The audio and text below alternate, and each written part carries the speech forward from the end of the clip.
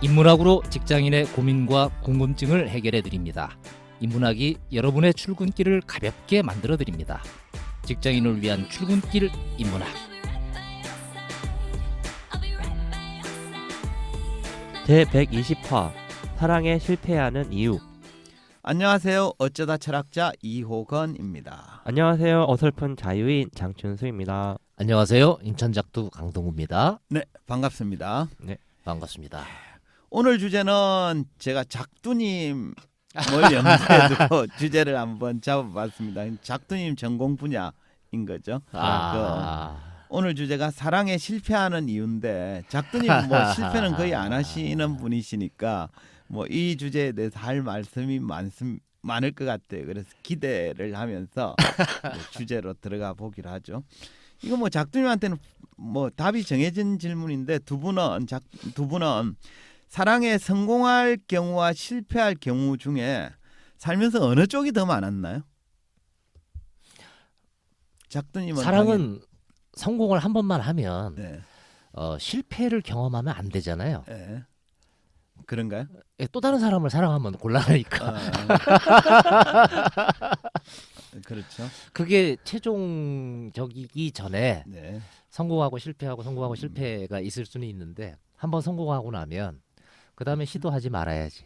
그러니까 이제 누군가와 사랑에 성공한 다음에는 다른 이성을 만나도 아무런 사랑의 감정이 불타오르지 않아야 정상이다. 절제를 하고 있는 거죠. 네. 그렇죠. 어쨌든 뭐 뭔 얘기 하려는 건지는 알겠습니다. 불뚝불뚝 일어나는 감정이 왜 그죠? 없겠습니까만. 이 자유인님은 어떠세요? 지금까지 살면서 성공과 실패 중에 어느 쪽이 더 많았어요? 뭐가 성공이고 뭐가 실패냐는 잘 모르겠는데. 근데 각자가 네, 느끼는 어쨌든 건 뭐 있잖아. 이성을 만나서 음, 결국에 뭐 결혼을 하지 않으면 실패라고 하면 음. 꽤 많은 이성들과 이렇게 헤어졌죠. 되게 나는 꼭 짧게 헤어지기도 하고. 결혼을 이제 사랑의 성공이라고 음, 보는 건 되게 좀 부정적인데 어쨌든 뭐 현실적인 네, 지표로는 그럴 수 있을 것 같고 어쨌든 네. 실패를 많이 했다. 네. 그러면 주로 실패한 주된 요인은 뭐라고 생각하세요? 본인이. 글쎄요. 그때는 제 책임이라고 다 생각했는데 제가 겉보기엔 안 그런데 만나보면 되게 우울하잖아요. 겉보기에도 우울해. 그래요? 그래서 이 이성들이 처음에는 이렇게 막 즐거운 사람인 줄 알고 왔다가 가까이 이제서 보면 비극으로 느끼고 이제 떠나는 거죠. 씨, 뭐 이런 새끼가 다 있어. 뭐 이러면서 찰리 채플린 옛날에는 얘기는 그랬던 것 같아요. 옛날에는 이게 우리 논의 과정에 나올지는 모르겠는데 제가 자유님 말씀 들어보면 이런 거잖아요. 사랑하게 되는 데까지는 잘하는데 네. 사랑하고 나서 지속하는 거에서 네, 잘 안 그렇죠. 된다. 네. 이런 거잖아요. 그렇죠. 그러면 그 작두님은 자기 얘기 말고 그냥 일반적으로 주변에 사랑하는 걸 많이 보셨을 테니까 사람들이 사랑에 실패하는 주된 요인을 한 가지만 꼽으라 이러면 뭐 같아요? 사랑에 실패하는 거. 예. 이 얘기하고 그냥 연관선상에 놓으면 사랑을 획득할 때까지 무지하게 잘하는 사람이 있고 예. 유지를 잘 못하는 사람이 있고요. 획득을 잘 못해. 예. 근데 한번 탁 되면 그 이후를 유지를 또 잘하는 사람이 있기도 해. 그럼 어디까지를 우리가 사랑이라고 봐야 되냐? 이건 내가 전 모르겠는데 다 처음부터 요 끝까지. 앞이든 예. 이 뒤든 예. 결국은 이게 나하고 육체와 정신이 다른 그 누군가와 합치를 이뤄내는 과정이다 보니까 이게 본능적인 욕구, 감정 쏠림 이것만 가지고 이게 잘 이루어지지는 않는다. 인간관계도 되게 잘하는 사람이 있잖아요. 근데 그 사람들이 본능적으로 막 타고난 자질도 있겠지만 본능의 흐름만대로 그런 건 또 아닐 수도 그렇죠. 있는 것 같기 때문에. 제가 그 사랑의 고수인 작두님한테 질문을 드렸는데 답변이 너무 장황해서 약간 실망스러워 지금. 그래서 논의를 명쾌하게 다시 질문을 드릴게요. 내가 마음에 드는 이성이 있어. 그죠? 저 사람과 사랑까지 가고 싶어요. 근데 사랑에까지 이르지 못하는 경우가 있잖아요. 그걸 이제 사랑의 실패라고 보면, 그죠? 그렇게 마음에 드는 대상을 발견했음에도 불구하고 사랑으로 이어지지 않는 상황을 실패라고 얘기를 하면 보통 사람들이 가장 많이 실패하는 경우는 뭐다? 작업을 못하는 거지. 작업을 못한다. 기술. 작업 못하는 거지. 예를 들면 그러면 그 실패를 자주 경험한 사람, 방금 같은 상황에서 실패를 작업을 잘못해서 자주 경험하는 사람한테 좀 성공 가능성이 높은 실패하지 않는 작업 방법을 하나 알려주신다면 원포인트 레슨을 받아라. 원포인트 레슨을 상황마다 다 다르니 원포인트 레슨. 좋습니다. 그죠? 예. 어쨌든 그 딱히 안 나오긴 합니다만 이런 얘기로 이제 논의를 하고 싶어요. 그래서 사람들은 대부분 사랑을 바라죠, 그죠? 근데 실제로는 실패를 자주 하는 경우가 있는데 왜 그런지 사랑에 대한 이제 주제로 인문학적인 얘기를 좀 할까 합니다. 인간이 하는 행위 중에 가장 강렬하면서도 짜릿한 감정이 바로 오늘 주제인 사랑이 아닐까 싶은데요. 사랑하면 가장 먼저 떠오르는 커플이 아마 로미오와 줄리엣일 텐데 이들만 보더라도 사랑이 얼마나 강렬한 감정인지 잘 알 수 있습니다. 그들은 사랑 때문에 가족은 물론이거니와 목숨까지 버릴 정도니까 말이죠. 사람은 누구나 로미오와 줄리엣 같은 열정적인 사랑을 기대하지만 현실에서는 실제 그런 경험을 하는 경우는 흔치 않을 것 같아요. 작두님 그런 경험 해보셨어요? 예. 해보셨고. 자유님은? 저는 안 해본 것 같아요. 이게 한마디로 얘기하면 눈이 돌아갔다는 거 아니에요? 그죠? 예. 그죠? 저도 안 해봤는데 실제 이제 주변 사람들한테 물어보면 현실의 사랑은 대부분 그렇게 드라마틱하진 않은 것 같아요. 그죠? 그래서 그런 이유 때문인지 몰라도 사람들이 사랑에 가지는 시각은 조금씩 차이가 있는 것 같습니다. 어떤 사람은 사랑은 기술이다라고 얘기하면서 우리 작두님 같은 경우죠. 사랑을 잘하기 위해서는 기술, 지식과 노력이 필요하다라고 생각합니다. 반면에 혹자는 아니야, 사랑은 기술이 아니라 사랑은 감정이야 하면서 사랑은 우연한 기회와 약간의 행운만 있으면 누구나 겪게 되는 즐거운 감정이다라고 주장하기도 합니다. 그러니까 전자는 사랑을 잘하기 위해서는 어느 정도 기술을 익혀야 한다, 온포인트 레슨 받아야 된다라는 입장이고, 후자는 사랑의 기술 같은 건 존재하지 않고 적당한 상대와 기회만 주어지면 누구나 경험할 수 있는 감정이다라는 입장인데요. 두 분은 사랑이 기술과 감정 중에 어느 쪽에 가깝다고 생각하세요? 자유님 먼저 물어볼게요. 전 작업 이꼴 기술. 네. 자유님. 저는 반대. 감정. 딱 갈라서는. 그죠? 이게 꼭 정답이 있는 건 아니죠. 근데 아마 여기에 대한 답변은 개개인의 경험이나 상황 이런 거에 따라 다를 것 같아요. 근데 독일 철학자 에릭 프롬은 사랑을 기술이라고 강조했습니다. 그는 사랑의 기술이란 책에서 다음과 같이 주장했습니다. 한번 들어보세요. 현대인들은 사랑을 갈망하고 수많은 사랑의 이야기에 귀를 기울인다. 그러나 사랑에 대해서 배워야 할 것이 있다고 생각하는 사람은 거의 없다. 그러니까 그에 따르면 현대인들은 사랑은 단지 즐거운 감정이라고 생각하기 때문에 사랑에 대해서 배우려는 생각조차 하지 않는다는 겁니다. 그 결과 누구나 사랑을 갈망하긴 하지만 현실에서는 대부분 사랑을 제대로 경험하지도 못하고 경험을 하더라도 금방 실패하고 만다는 거예요.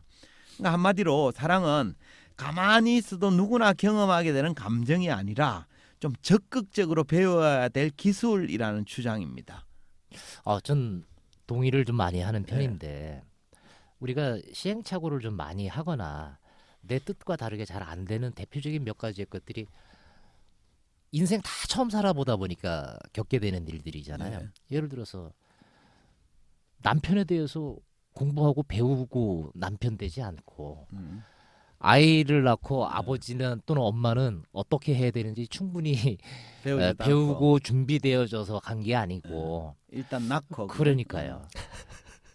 이런 걸 전문용어로 까고 이런 얘기를 하는데 어쨌든 네, 필요하다는 거죠. 어쨌든 책 제목이 사랑의 기술, 뭔가 이렇게 씨름 기술처럼 뭔가 기술이 필요한가 이런 생각이 약간 들기도 한데 어쨌든 그런 맥락인데 프롬의 책 제목이 사랑의 기술이라고 되어 있어서 혹자는 테크닉으로 이해를 하는데 정확히는 테크닉이 아니고 그 원문 표현이 이거예요. The art of love예요. 그러니까 테크닉이 아니라 아트, 예술에 가까운 거죠. 마음에 든다. 근데 어쨌든 우리는 사랑의 기술이라고 한글로는 번역을 했는데 아무튼 프롬은 사람들이 사랑에 대해서 잘못된 전제를 가지고 있기 때문에 사랑의 실패를 경험한다고 주장합니다.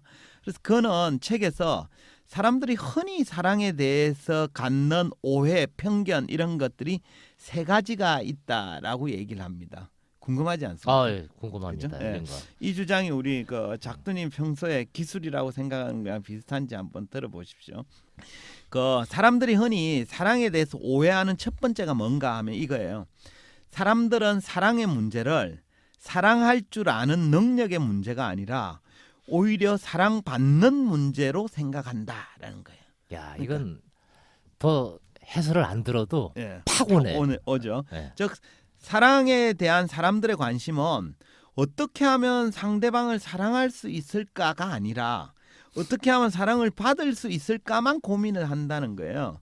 그 결과 이성에게 사랑받을 수 있는 뭐 도구나 상황들, 가령 남자들은 성공이나 돈을 모으는 데 집착을 하고 여성들은 뭐 몸매를 가꾸거나 외모를 치장하는 등 매력을 갖추는 일에 몰두한다는 거예요. 약간 제가 찔리는 얘기 같기는 하네요. 그러니까 자꾸 뭔가 이렇게 사랑할 줄 아는 것, 그러니까 예. 내가 사랑하기보다 어떻게 하면 받을 수 있을까 이런 생각을 좀 그렇죠, 많이 그렇죠? 했었던 것 예. 같아요. 사랑은 받는 것이 아니라 주는 것이야 뭐 이런 네. 통속적 노래 가사랑 비슷한 건데 뭐 그런 얘기들 간혹 하지 않아요? 어떤 사람하고 결혼하고 싶어. 이상형이 뭐야 이러면 외모나 조건 다 빼고 나를 참 잘 이해해 주는 사람. 그렇죠. 이라는 얘기 나를 많이 하죠. 진정으로 사랑해 줄 수 있는 사람 네. 이러는 거죠. 네. 그게 이제 그죠? 그 사랑 받을 수 있는 능력이 진짜 사랑이라고 오해한다는 거예요. 네. 진짜는 저도 그런 얘기 되게 많이 했던 것 같아요. 그러니까 자기가 후배들한테. 이해받기만 싶은 거지 네. 상대를 이해해주고 그렇죠. 싶지는 않은 거예요. 내가 주체가 되어서 상대를 사랑할 줄 아는 능력이 프롬에 얘기하는 기술의 핵심인데 사람들은 그걸 오해해서 받는 능력이라고 생각을 한다는 거죠. 그래서 내가 받을 수 있게끔 무언가 능력이나 조건이나 상황을 갖추기 위해 노력하면 사랑에 성공할 수 있다라고 생각하는 게 첫 번째 오해라는 겁니다. 이해되셨죠? 프롬이 말하는 두 번째 오해는 이거예요. 사랑의 문제가 능력의 문제가 아니라 대상의 문제라고 가정한다는 데 있다는 거예요. 사람들은 사랑한다는 건 굉장히 쉬운 일이고 사랑할 대상을 발견하기가 어려울 뿐이라고 생각한다는 거예요. 그러니까 이상형만 있으면 된다는 거죠. 가령 어떤 사람이 아직 제대로 된 사랑을 하지 못했는데 그 이유인즉 내가 사랑을 하지 못하는 이유는 사랑할 능력은 충분한데 그냥 아직 운 나쁘게도 적절한 대상을 발견하지 못했을 뿐이다라고 생각한다는 거예요. 임자 못 만났다. 그렇죠? 해서 지금이라도 제대로 된 이상형을 만나기만 하면 언제든 사랑에 빠질 수 있다라고 생각한다는 겁니다. 근데 이 경우에 정말로 꿈에 그리던 이상형을 만나면 그 사람은 단박에 사랑에 빠질 수 있을까요? 어떻게 보십니까? 사랑에 빠질 수는 있을 것 같은데 사랑이 이루어질지는 모르겠네요. 맞죠, 정확합니다, 그죠? 운 좋게 이상형을 만나도 상대에게 사랑하는 사람이 이미 있을 수도 있고 예. 또 그 상대가 나를 좋아하지 않을 수도 있거든요. 해서 바라던 대상이 나타나도 사랑이 이루어지지 않을 수 있습니다. 그러니까 아무튼 프롬은 사랑이 대상의 문제가 아니라는 거예요. 능력의 문제인데 사람들은 꼭 대상의 문제로 환원시켜서 생각하는 거죠. 그래서 사랑할 수 있는 능력을 갖춘 사람이라면 사랑할 만한 적절한 대상은 주위에 되게 많이 있다고 해석할 수도 있습니다. 이 공감되나요? 오해의 핑계나 변명이나 예. 자기 명분을 얘기하는 사람이 많죠. 예, 많죠. 그죠? 예. 공감이 되기도 예, 합니다만 이거 오해다. 예, 그렇죠. 이해가 돼요. 그렇죠. 예. 예. 세 번째 오해는 뭐냐면 사랑을 하게 되는 최초의 경험과 사랑하고 있는 지속의 상태를 혼동한다는 거예요. 그러니까 사랑하기 전까지 그죠? 시작과 사랑하고 난 다음에 지속하는 상태를 혼동한다는 거예요. 일반적으로 사랑이 시작되는 시점의 경험과 사랑이 한참 진행된 시점의 경험이 서로 다른데 사람들은 최초의 흥분 상태만을 사랑이라고 오해한다는 거예요. 그렇게 되면 처음 시작할 때는 황홀하고 격정적인 감정으로 사랑을 시작했다가 시간에 흘러서 그 뜨거운 열정이 줄어들면 아 이제 우리의 사랑도 식었나 보다 하면서 시들해지고 만다는 거예요. 이거는 남성 여성 중에 어디가 비중이 높아 보여요? 여성이라고 얘기하고 싶은 거죠. 제 경험상, 그쵸. 제 관찰한 바로는. 뭐 그렇죠. 뭐 저도 그러면서 공감이 속상해하거나 네, 그죠? 푸념하거나. 그죠? 이런 이유 때문에 우리는 로미오와 줄리엣의 모습을 보고 모름지기 사랑이란 저래야 돼 라는 식으로 그들의 사랑을 사랑의 교본으로 삼아서는 좀 곤란하겠습니다. 그들의 사랑이 왜 멋있어 보이냐 그러면 그들은 사랑을 시작해서 짧게 끝났기 때문에 열정적인 경험으로 기록되는 것이지 그들의 사랑도 안 죽고 오래 진행되었다면 상황이 사뭇 달라질 수도 있습니다. 만약 책이나 영화와 달리 로미오와 줄리엣이 잘 되어가지고 결혼에 성공하고 애도 낳고 수십 년을 함께 살았다고 가정해보죠. 그러면 그 상태에서도 처음과 같은 열정적인 사랑 지속할 수 있을까요? 현실 남녀하고의 차이겠죠. 그렇죠. 네. 맞습니다. 결론이 뭐 이렇게 나왔을 때 이혼하고 뭐 그죠. 로미오는 양육비를 대느라 허덕이고 그렇죠. 뭐 법정 드라마로 바뀔 수도 있을지 모르겠어요. 대부분의 동화가 또 다 이렇게 그쵸? 끝나잖아요. 네. 그죠? 격정적인 감정 상태에서 대충 마무리가 되죠. 그죠? 프롬의 주장에 따르면 사람은 대체로 처음에는 격정적인 감정으로 사랑을 시작하지만 시간이 지나면 금방 시들해진다는 거예요. 이거 우리 다 경험하는 거잖아요. 그죠? 관련된 프롬의 주장 한번 들어보세요. 두 사람이 친숙해질수록 친밀감과 기적적인 면은 점점 줄어들다가 마침내 적대감, 실망감, 권태가 생겨나며 최초의 흥분의 잔재마저도 찾아보기 어렵게 된다. 그러니까 사랑의 감정에도 유효기간이 있어서 시간이 지날수록 열정적인 감정이 줄어든다는 뜻입니다. 네. 계속 제가 이 얘기할 때 자연님 엄청 웃어대는 거 보니까 되게 공감되는 거 아닙니까? 아니, 그러니까 실망감, 권태 이런 거는 일시적으로 뭐 이렇게 뭐 다른 걸로 막 해소가 되는 것처럼 느껴지기도 하는데 적대감 이러니까 이렇게까지 그러니까 적대감이 생기면 뭐 헤어지기도 하고 그쵸. 이렇게 하는 거죠. 근데 적대감이 생길 때도 많잖아요. 네. 현실 부부끼리는 가끔 있죠, 가끔. 아주 그 일상적으로 있는 집들도 없지 않습니다. 네. 어쨌든 프롬은 또 이런 주장도 펼칩니다. 사람들은 서로에게 미친 것처럼 강렬하게 열중하는 상태를 열정적인 사랑의 증거로 생각하지만 이게 아니라는 거예요. 이것은 기껏해야 그들이 서로 만나기 전에 얼마나 외로웠는가를 입증할 뿐이다. 그러니까 프롬에 따르면 첫 만남에 불꽃이 튀어서 사랑에 빠지는 것은 그 전에 서로가 외로웠다는 증거에 불과하다는 거예요. 따라서 에릭 프롬이 로미오와 줄리엣의 사랑을 평가한다면 가령 그들은 가면 무도에서 처음 만난 순간 사랑의 격정에 휩싸였잖아요. 그죠? 그걸 보면 이는 열정적인 사랑의 증거가 아니라 그들이 그 전까지 얼마나 외로웠는가를 입증할 뿐이라고 말할 겁니다. 네. 이 로미오와 줄리엣뿐만 아니라 이 춘향전도 비슷한 거 같아요. 그죠, 맞죠. 멀리서 이렇게 예. 그네 타는 거 한번 보고 사랑에 그쵸. 빠져갖고 뭐 예. 중내 사내. 맞습니다. 그죠? 어쨌든 뭐 재미있긴 하네요. 근데 예, 좀 그쵸. 냉철한 것 같기도 예, 하고, 그죠? 물론 뭐 해석은 다양하게 내릴 수 있겠습니다만 에릭 프롬 주장에 대입하면 그렇게 해석할 수도 있습니다. 프롬은 사랑에 대해서 이렇게 주장합니다. 사랑처럼 엄청난 희망과 기대 속에서 시작되었다가 반드시 실패로 끝나고 마는 활동은 찾아보기 어려울 것이다. 대단한데. 제 젊었을 때 모습 같아. 프롬에 따르면 사람들은 사랑을 지나치게 아름다운 것으로 생각해서 이것저것 잘못된 전제들을 막 가지기 때문에 대부분 사랑에 실패하고 만다는 거예요. 어쨌든 뭐 프롬이 계속 이렇게 부정적으로만 얘기하진 않았을 것 같은데 네, 프롬이 얘기하는 그럼 진정한 사랑 뭐 어떻게 하면 된다 이런 것도 있나요? 그죠? 예. 그러니까 이제 이런 잘못된 전제 때문에 실패하기 쉽다라는 건데요. 그럼 이제 그렇게 네. 하지 않기 위해서 실패를 극복하기 위해서는 어떻게 해야 되느냐를 설명을 드릴게요. 프롬은 사랑의 실패를 극복하는 방법은 오직 하나뿐이다 라면서 이렇게 주장합니다. 한번 들어보세요. 사랑의 실패를 극복하는 적절한 방법은 실패의 원인을 가려내고 사랑의 의미를 배우기 시작하는 것이다. 최초의 조치는 삶이 기술인 것과 마찬가지로 사랑도 기술이라는 것을 깨닫는 것이다. 그러니까 프롬은 일단 실패 원인 아까 3가지 얘기했죠, 그죠? 그걸 제대로 알아야 된다는 거고요. 또 사랑도 기술이기 때문에 배우지 않으면 안 된다는 입장입니다. 우리가 자동차를 운전하려면 운전 기술을 익히지 않으면 제대로 된 운전을 할 수 없잖아요, 그죠? 이와 마찬가지로 사랑도 기술이기 때문에 어떻게 사랑해야 하는가에 대한 기술을 배운 후에 사랑을 시작해야 실패하지 않는다라는 논리입니다.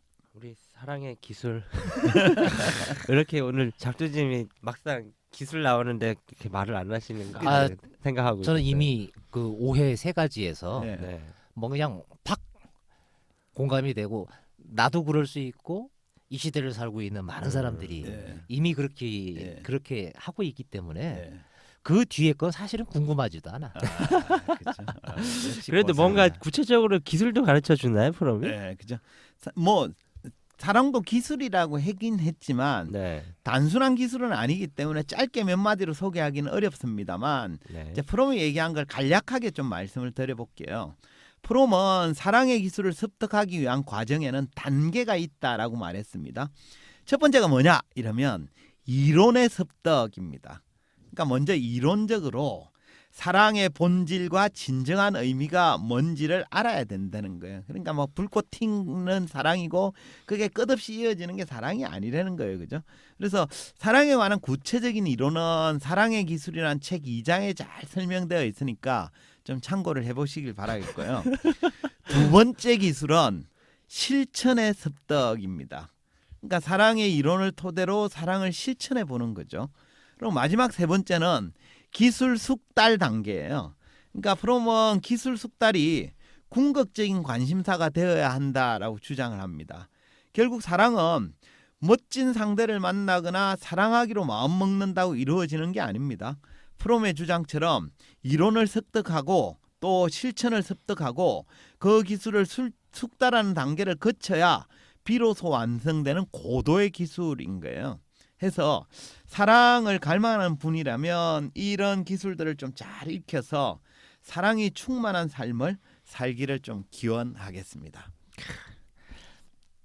그 프롬의 네. 첫눈에 반한 사랑이 예. 외로움의 증거다라는 네. 이 해석이 예. 공감도 되고 되게 좀 재미있게 예. 느껴지는 예. 항목 중에 하나였네요. 예. 그렇죠. 네. 뭐 이렇게 사람들 중에는 왜 자기 카사노바나 뭐 돈주왕 뭐 이런 거를 부러워하기도 하고 막 젊을 때는 그러잖아요. 그죠? 근데 그런 거랑 상관없이 저는 약간 반성이 되는 게 예. 사랑 이렇게 뭔가를 아무것도 하지 않으면서 자연스럽게 상대방은 내 마음을 알겠지. 예. 뭐 이렇게 생각했었던 예. 것 같은 느낌이 그죠? 좀 들더라고요. 그래서 예. 뭔가 기술이라고 하는 거, 뭐 사랑에 대해서 본질적으로 다시 생각하는 것도 필요한데 사랑을 잘 표현하는 기술 뭐 이런 것도 필요한 게 아닌가 이런 네, 생각을 좀 좋습니다. 해봅니다. 예. 그래서 다들 프롬의 사랑의 기술을 한번 좀 제대로 읽어보길 권유를 드리겠고요. 그럼 마무리하도록 하죠. 한 줄 평 부탁드리겠습니다. 사랑을 시작할 때는 좋아하는 것으로 출발하지만 그 이후에 이제 프롬의 얘기로는 사랑하고 있는 뭐 저는 그냥 지속이라고 예. 얘기하면 상대가 싫어하는 거를 간파하고 해줄 수 있는 사람이 네. 지속이 되는 거 아닌가. 음. 그래서 이거를 그냥 남녀간의 어떤 사랑만으로 보지 말고 네. 조금 더 우리 주변에 인간관계 전반에 인간관계로 예. 이렇게 좀 확장을 해보면 음. 호감을 주고 좋아하게로 뭔가가 관계가 시작됐다면 음. 상대가 싫어하지 않는 나를 정말 싫어하는 것이 무엇인지를 좀 살펴서 볼 수 있도록 하는 게 관계를 좀 더 지속시킬 수 있는 거에 영향을 좀 많이 미치는 것 같다 이 생각이 많이 프롬 얘기대로 적대감에 빠지지 않게 그죠? 좋습니다. 예, 자유님.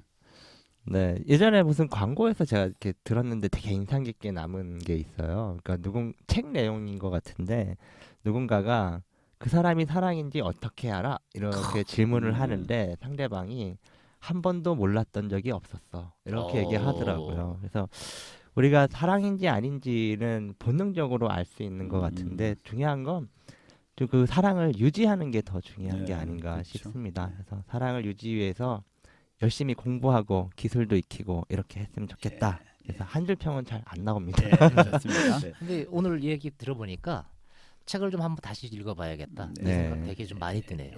좋습니다. 네. 오늘은 사랑에 실패하는 이유라는 주제로 이야기했습니다. 사람은 누구나 로미오와 줄리엣 같은 열정적인 사랑을 기대하지만 현실에서는 실제 그런 경험을 하지 못하는 경우가 많은데 그 이유는 사랑은 감정이 아니라 기술이기 때문입니다. 사랑은 기술이라고 주장한 에릭 프롬은 사랑의 기술이라는 책에서 사람들이 사랑에 대해서 갖는 3가지 오해를 소개합니다. 사람들은 사랑이 하는 것이 아니라 받는 것이라고 생각하고 또 능력의 문제가 아니라 대상 선택의 문제라고 생각하고 또 최초의 감정이 영원히 지속될 것이라는 오해 등 잘못된 전제 때문에 대부분 사랑에 실패한다는 거예요. 해서 사랑의 실패에서 벗어나기 위해서는 사랑도 기술임을 깨닫고 배워야 합니다. 이를 위해서는 사랑의 이론을 습득하고 이를 실천하고 기술을 숙달하는 과정을 거쳐야 합니다. 따라서 사랑을 갈망하는 분이라면 사랑의 기술을 잘 배우고 익혀서 충만한 사랑을 하시길 응원드리겠습니다. 이것으로 직장인을 위한 출근길 인문학 제128을 마치도록 하겠습니다. 저희는 다음 시간에 다시 찾아뵙겠습니다. 네, 감사합니다. 감사합니다. 감사합니다.